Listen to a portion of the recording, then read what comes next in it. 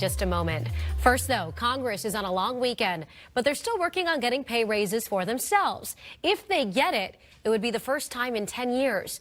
And it could also mean a major bump in pay for members of their staffs. Some staff members make less than Capitol parking attendants.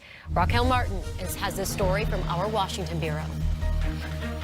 I don't think that we should be focusing on an issue like whether or not our pay should increase. Virginia Democrat Abigail Spanberger is one of more than a dozen lawmakers vowing to block a $4,500 pay raise for members of Congress.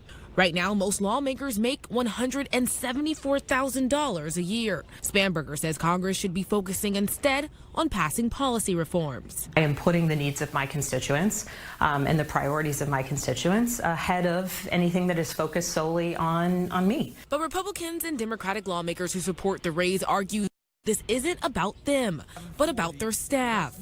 By law, congressional staffers can't get a raise unless members do, something that hasn't happened in a decade.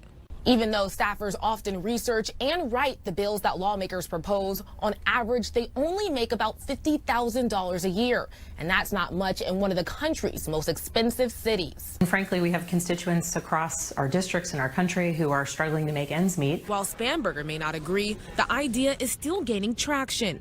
A former staffer to Republican House Speaker Paul Ryan took to Twitter to support a raise. He says low pay is having a, quote, negative effect on Congress.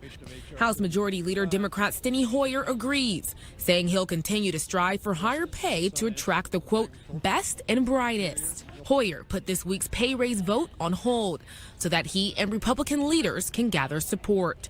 In Washington, Raquel Martin.